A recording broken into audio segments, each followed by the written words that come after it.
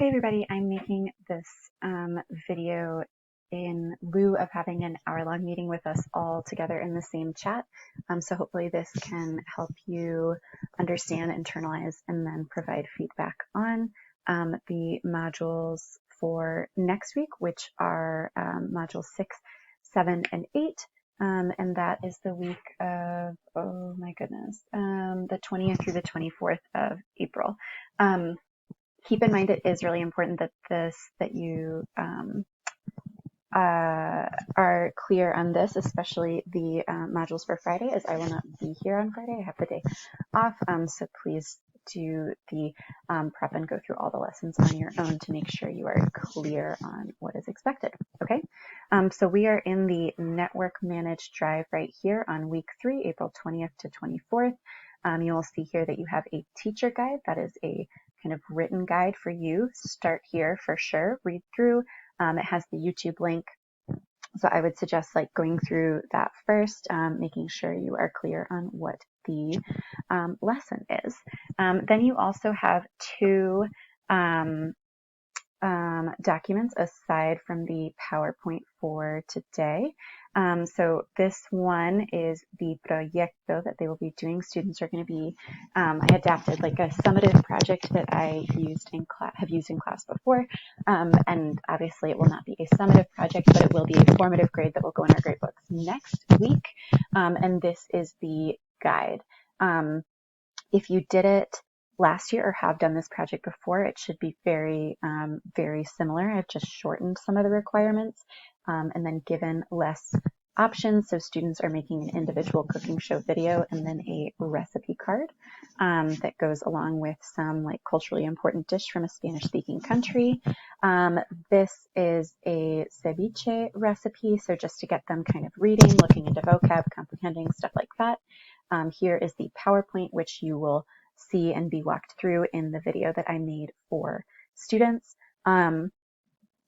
All of this is pretty straightforward, pretty self-explanatory. The most important thing to do as a teacher to prepare for this lesson is to make sure you are crystal clear on the expectations for the project, because students are probably going to have a lot of questions.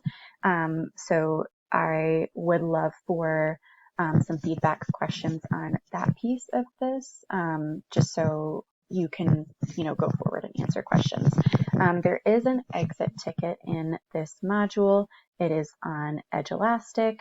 It is ELM 6 Boleto de Salida. The exit ticket just has to do with understanding of the project requirements. Okay, we are going to back up and then go to Module 7. Module 7 is, and I wanted to mention about Module 6 as well. It says so in the video, it says so in the PowerPoint, but Module 6 is a little bit different. Sorry, my dog just sneezed. Because students will be doing their work in this PowerPoint. The reason I decided to do that is there is an activity where they like drag and drop right here. And I just wanted to make it easier. This activity is like kind of impossible to do on Google Docs. So you will be assigning this PowerPoint as an assignment, either in Google Classroom or in Teams. And students will receive sort of their own copy of it and then edit it and turn it back in. Just like a class packet, but it's a PowerPoint and not a packet. Same is true for Module 7. This PowerPoint will be assigned as an assignment to all students.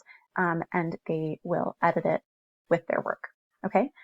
There's less classwork to do in Module 7 because it is half time to start working on their project.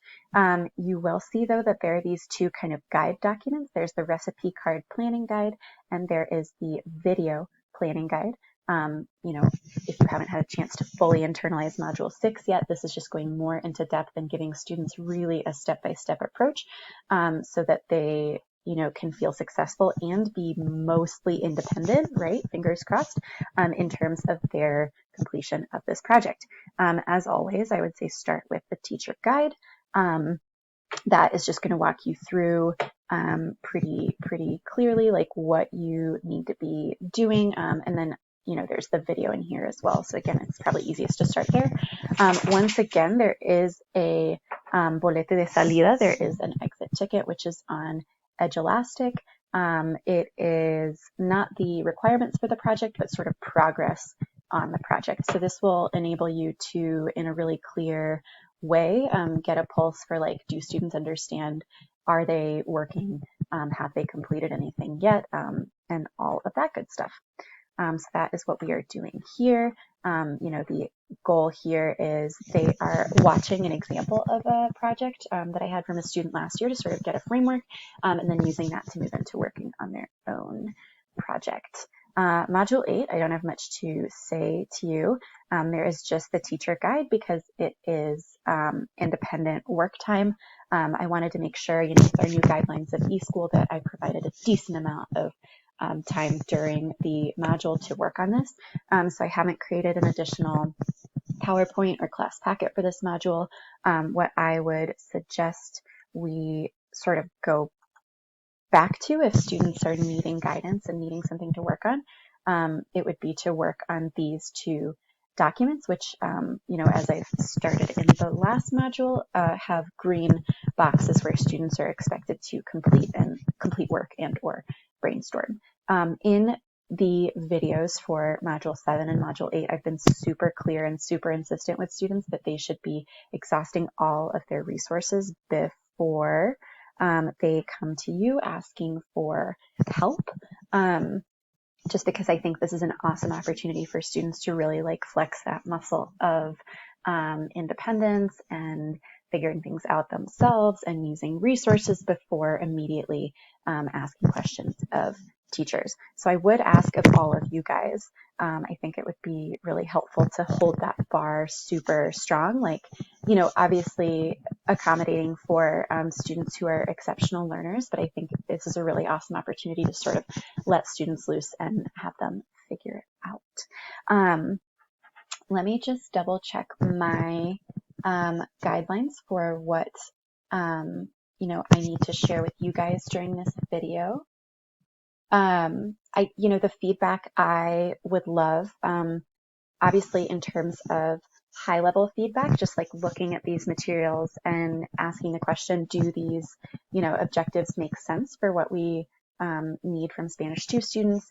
And do they sort of connect and flow in a sequence? That's high level feedback.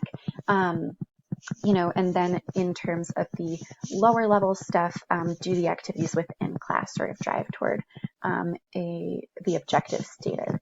I would really, really encourage you guys to, first of all, watch this video and then use the time that we have on Friday, that hour, to really, really focus on this, because I will not have dedicated time other than this time this week to answer questions or about either big or little things.